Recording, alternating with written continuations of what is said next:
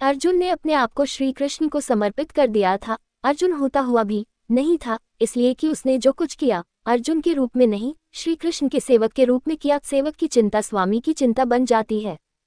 अर्जुन का युद्ध अपने ही पुत्र बब्रुवाहन के साथ हो गया, जिसने अर्जुन का सिर धड़ से अलग कर दिया और कृष्ण दौड़े चले आए।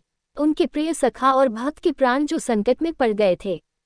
अश्वमेध यज्ञ का घोड़ा बब्रुवाहन ने पकड़ लिया और घोड़े की देखभाल की जिम्मेदारी अर्जुन पर थी। बब्रुवाहन ने अपनी मां चित्रांगदा को वचन दिया था कि मैं अर्जुन को युद्ध में परास्त करूंगा, क्योंकि अर्जुन चित्रांगदा से विवाह करने के बाद लौटकर नहीं आया था और इसी बीच चित्रांगदा ने बब्रुवाहन को जन्म दिया था। चित्रांगदा अर्जुन से नाराज थी और उसने अपने पुत्र को ये तो कह दिया था कि तुमने अर्जुन को परास्त करना है, लेकिन यह नहीं बताया था कि अर्जुन ही तुम्हारा पिता है।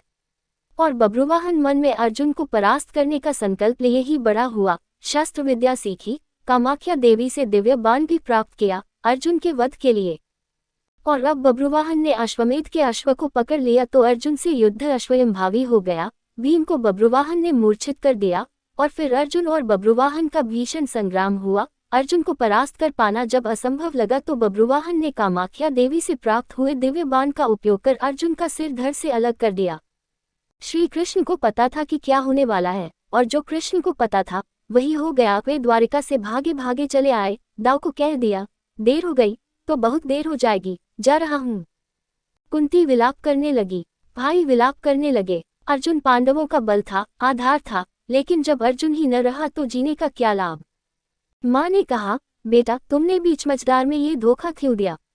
माँ बच्चों के कंधों पर इस संसार से जाती है और तुम मुझसे पहले ही चले गए। ये हुआ कैसे, ये हुआ क्यों। जिसके सखा श्री कृष्ण हो, जिसके सारथी श्री कृष्ण हो, वही हो निष्प्राण धरती पर नहीं लेट सकता। पर यह हो कैसे गया। देवी गंगा आई, कुंती को कहा, रोने से क्या फायदा, अर्जुन को उसके कर्म का फल मिला है। जानती हो अर्जुन ने मेरे पुत्र भीष्म का वध किया था धोखे से। वह तो अर्जुन को अपना पुत्र मानता था, पुत्र का ही प्यार देता था, लेकिन अर्जुन ने शिखंडी की आड़ लेकर मेरे पुत्र को बाणों की शैया पर सुला दिया था। क्यों। भीष्म ने तो अपने हथियार नीचे रख दिए थे, वह शिखंडी पर बाण नहीं चला सकता था, वह प्रतिज्ञाबद्ध था। लेकिन अर्जुन ने तब भी मेरे पुत्र की छाती को बाणों से छलनी किया। तुम्हें शायद याद नहीं, लेकिन मुझे अच्छी तरह याद है।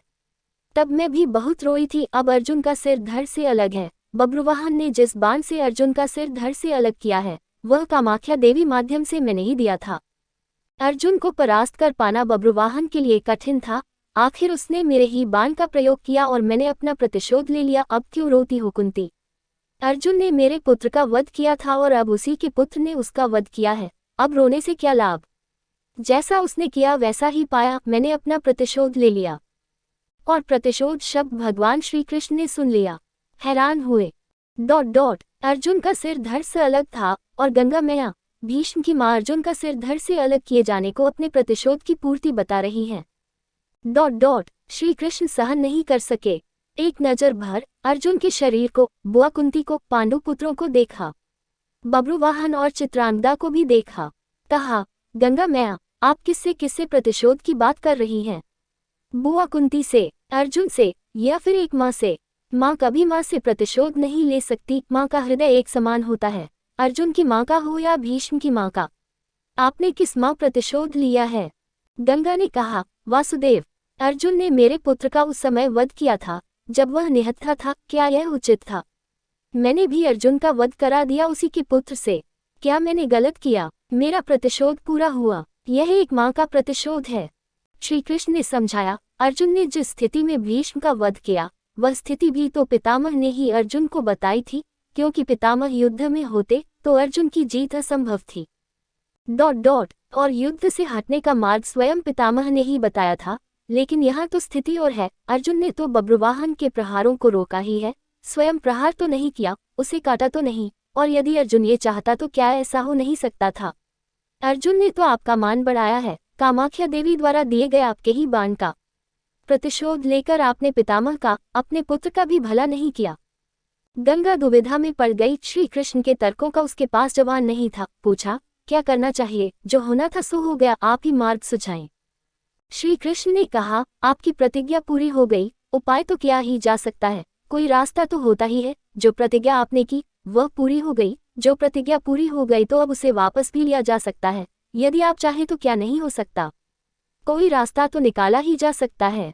गंगा की समझ में बात आ गई और माँ गंगा ने अर्जुन का सिर धड़ से जोड़ने का मार्ग सुझा दिया। ये कृष्ण के तर्कों का कमाल था, जिस पर श्री कृष्ण की कृपा हो, जिसने अपने आप को श्री कृष्ण को सौंप रखा हो, अपनी चिंताएं सौंप दी हो, अपना जीवन सौंप दिया हो, अपना सर्वस्व सौंप दिया हो, उसकी रक्षा के लिए श्री कृष्ण बिना बुलाए चले आते हैं। द्वारिका से चलने पर दाऊ ने कहा था, कान्हा, अब अर्जुन और उसके पुत्र के बीच युद्ध है, कौरवों के साथ नहीं, फिर क्यों जा रहे हो?